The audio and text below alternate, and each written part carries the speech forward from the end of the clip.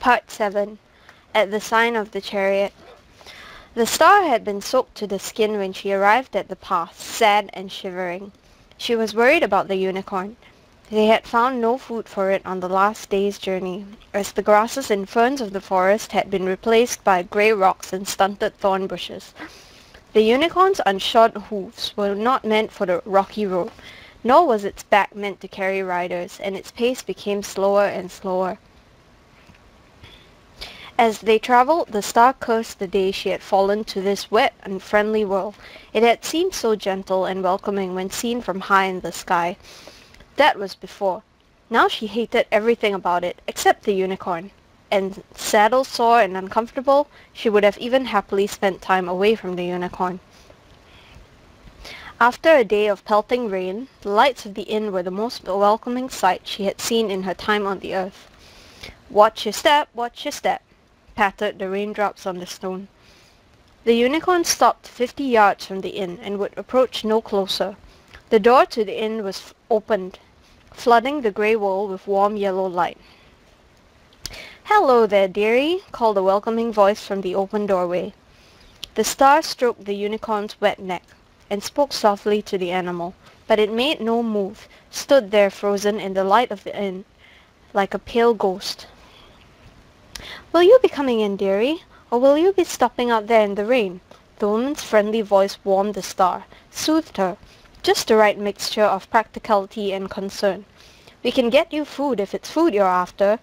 There's a fire blazing in the hearth, and enough hot water for a tub that'll melt the chill from your bones." I will need help coming in," said the star.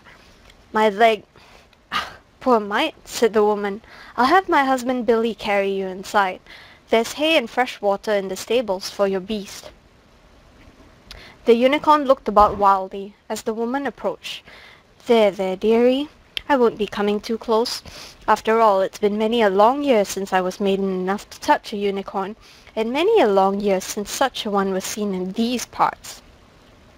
Nervously, the unicorn followed the woman into the stables, keeping its distance from her. It walked along the stable to the furthest stall, where it lay down in the dry straw, and the star scrambled off its back, dripping and miserable. Billy turned out to be a white-bearded, gruff sort of fellow. He said little, but carried the star into the inn and put her down on a three-legged stool in front of a crackling log fire. "Poor dear," said the innkeeper's wife, who had followed them inside. "Look at you, wet as a water nixie. Look at the puddle under you, and your lovely dress. Oh, the state of it! You must be soaked to the bone." And sending her husband away, she helped the star remove her dripping wet dress, which she placed on a hook near the fire, where each drip hissed and fizzed when it fell to the hot bricks of the hearth. There was a tin tub in front of the fire, and the innkeeper's wife put up a paper screen around it. "How'd you like your bath?" she asked solicitously. "Warm, hot, or boiled lobster?" "I do not know," said the star, naked but for the topaz stone on the silver chain about her waist, her head all in a whirl at the strange turn that events had taken. "For I have never had a bath before." "Never had one?" The innkeeper's wife looked astonished.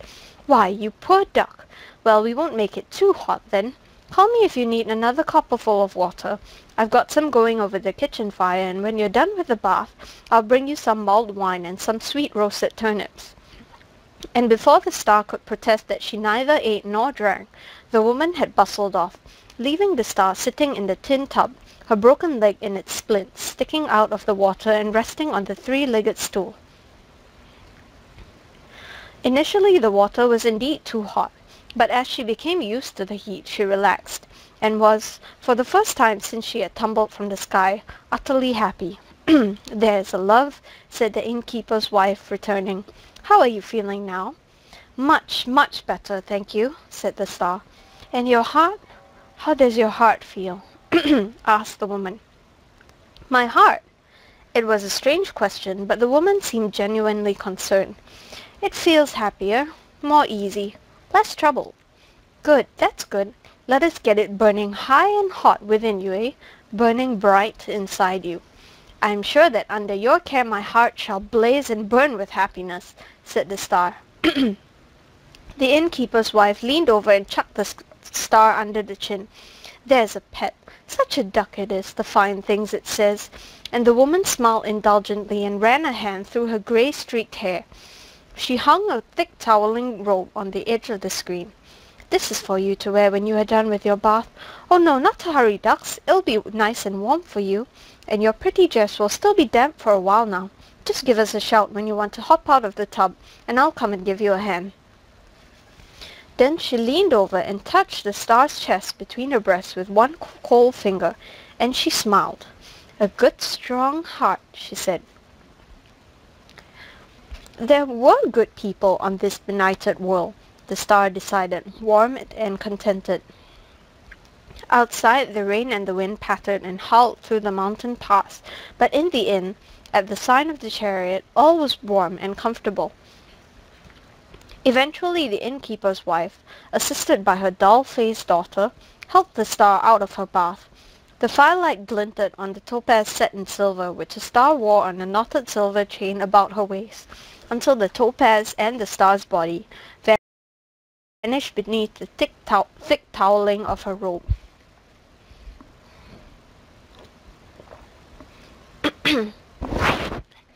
"Now, my sweet," said the innkeeper's wife, "you come over here and make yourself comfortable." She helped the star over to a long wooden table, at the head of which were laid a cleaver and a knife, both of them with hilts of bone and blades of dark glass. Leaning and limping, the star made it to the table and sat down at the bench beside it. Outside there was a gust of wind, and the fire flared up green and blue and white. Then a deep voice boomed from outside the inn, over the howl of the elements. "Service, food, wine, fire. Where is the stable boy?"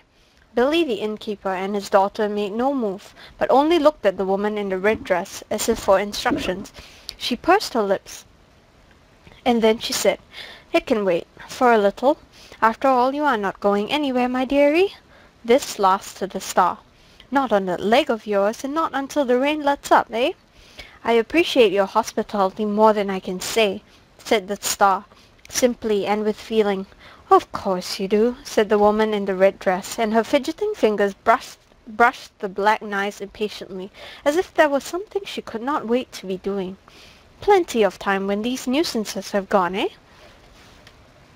The light of the inn was the happiest and best thing Tristram had seen on his journey through Faerie. While Primus bellowed for assistance, Tristram unhitched the exhausted horses and led them one by one into the stables on the side of the inn. There was a white horse asleep in the furthest stall, but Tristram was too busy to pause to inspect it. He knew, somewhere in the odd place inside him, that new directions and distances of things he had never seen and the places he had never been, that the star was close at hand, and this comforted him and made him nervous. He knew that the horses were more exhausted and more hungry than he was. His dinner, and thus he suspected his confrontation with the star, could wait. "I'll groom the horses," he told Primus. "They'll catch a chill otherwise." The tall man rested his huge hand on Tristram's shoulder. "Good lad. I'll send a potboy out with some burnt ale for you." Tristram thought about the star as he brushed down the horses and picked out their hoofs. What would he say? What would she say? He was brushing the last of the horses when a blank-looking pot girl came up to him with a tankard of steaming wine. "Put it down over there," he told her. "I'll drink it with goodwill as soon as my hands are free." She put it down on the top of a tack box and went out without saying anything.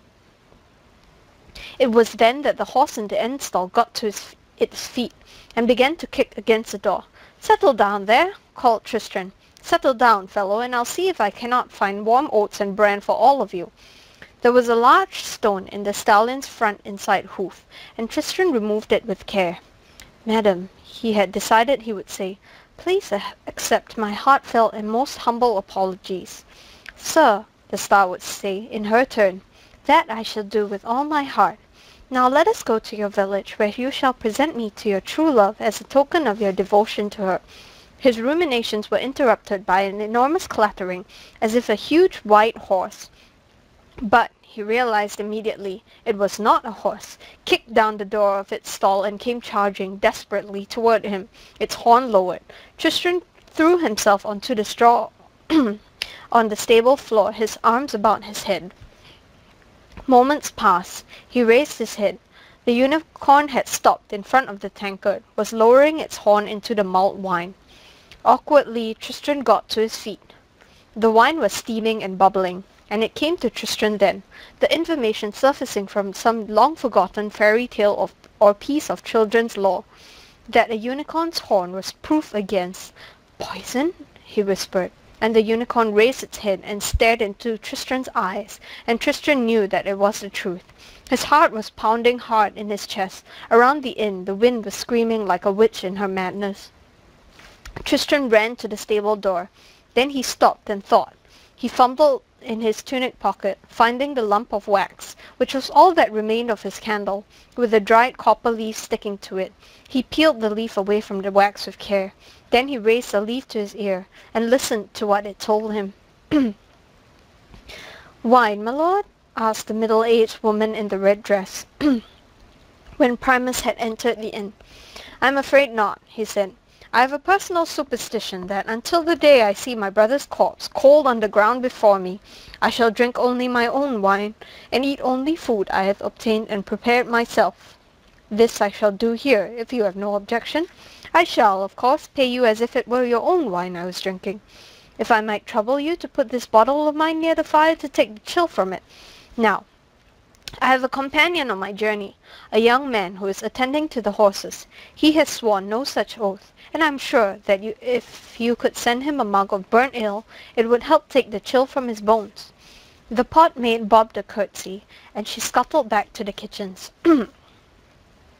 "So, mine host," said Primus to the white-bearded innkeeper, "how are your beds here at the back of beyond? Have you straw mattresses? Are there fires in the bedrooms? And I note with increasing pleasure that there is a bathtub in front of your fireplace. If there's a fresh copper of steaming water, I shall have a bath later. But I shall pay you no more than a small silver coin for it, mind." The innkeeper looked to his wife, who said, "Our beds are good, and I shall have the maid make up a fire in the bedroom for you and your companion." Primus removed his dripping black robe, and hung it by the fire, beside the star's still damp blue dress. Then he turned, and saw the young lady sitting at the table. "Another guest," he said. "Well met, milady, in this noxious weather." At that there was a loud clattering from the stable next door. "Something must have disturbed the horses," said Primus, concerned. "Perhaps the thunder?" said the innkeeper's wife. "Aye, perhaps," said Primus. Something else was occupying his attention. He walked over to the star and stared into her eyes for several heartbeats. "You," he hesitated. Then with certainty, "You have my father's stone. You have the power of Stormhole." The girl glared up at him with eyes the blue of sky. "Well then," she said, "ask me for it, and I can have done with the stupid thing." The innkeeper's wife hurried over and stood at the head of the table. "I'll not have you bothering the other guests now, my dearie ducks," she told him sternly. Primus's eyes fell upon the knives upon the wood of the tabletop. He recognized them. There were tattered scrolls in the vaults of Stormhole in which those knives were pictured, and their names were given. They were old things, from the first age of the world. The front door of the inn banged open. "Primus!" called Tristram, running in. "They have tried to poison me!" The Lord Primus reached for his short sword, but even as he went for it, the Witch Queen took the longest of the knives and drew the blade of it, in one smooth, practical movement, across his throat. For Tristram, it all happened too fast to follow. He entered, saw the star and Lord Primus, and the innkeeper and his strange family, and then the blood was spurting in a crimson fountain in the firelight. "Get him!" called the woman in the scarlet dress. "Get the brat!" Billy and the maid ran toward Tristram, and it was then that the unicorn entered the inn. Tristram threw himself out of the way. The unicorn reared up on its hind legs, and a blow from one of its sharp hoofs sent the pot maid flying. Billy lowered his head and ran, headlong, at the unicorn, as if he were about to butt it with his forehead. The unicorn lowered its head also, and Billy the innkeeper met his unfortunate end.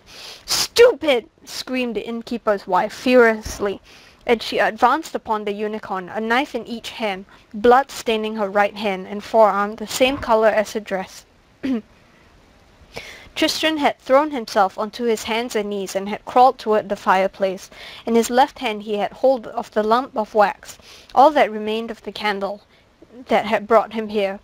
He had been squeezing it in his hand until it was soft and malleable. This had better ought to work, said Tristan to himself. He hoped that the tree had known what she was talking about. Behind him the unicorn screamed in pain. Tristan ripped the lace from his jerkin and closed the wax around it. "What's happening?" asked the star, who had crawled toward Tristan on her hands and knees. "I don't really know," he admitted. The witch woman howled then. The unicorn had speared her with its horn, through the shoulder. It lifted her off the ground triumphantly, preparing to hurl her to the ground and then to dash her to death beneath its sharp hoofs, when, impaled as she was, the witch woman swung around and thrust the point of the longer of the rock glass knives into the unicorn's eye and far into its skull. The beast dropped to the wooden floor of the inn, blood dripping from its side and from its eye and from its open mouth. First it fell to its knees, and then it collapsed utterly as the life fled. Its tongue was piebald, and it protruded most pathetically from the unicorn's dead mouth. The witch queen pulled the body from the horn, and one hand gripping her wounded shoulder, the other holding her cleaver, she staggered to her feet. Her eyes scanned the room, alighting on Tristan and the star huddled by the fire. Slowly, agonizingly slowly, she lurched toward them, a cleaver in her hand and a smile upon her face. "The burning golden heart of a star at peace is so much finer than the flickering heart of a little frightened star," she told them, her voice oddly calm and detached, coming as it was from that blood-bespattered face. "But even the heart of a star who is afraid and scared is better by far than no heart at all." Tristan took the star's hand in his right hand. "Stand up," he told her. "I cannot," she said simply. "Stand, or we die now," he told her, getting to his feet. The star nodded, and awkwardly, resting her weight on him, she began to try to pull herself to her feet. "Stand, or you die now?" echoed the witch queen. "Oh, you die now, children, standing or sitting. It is all the same to me." She took another step toward them. "Now," said Tristan, one hand gripping the star's arm, the other holding his makeshift candle. "Now, walk!" And he thrust his left hand into the fire. There was pain and burning, such that he could have screamed, and the witch queen stared at him as if he were madness personified. Then his improvised wick caught and burned with a steady blue flame, and the world began to shimmer around them. "Please walk," he begged the star. "Don't let go of me." And she took an awkward step. They left the inn behind them, the howls of the witch queen ringing in their ears. They were underground, and the candlelight flickered from the wet cave walls, and with their next halting step they were in a desert of white sand in the moonlight, and with their third step they were high above the earth, looking down on the hills and trees and rivers far below them. And it was then that the last of the wax ran molten over Tristan's hand, and the burning became impossible for him to bear, and the last of the flame burned out forever. Okay, that's done.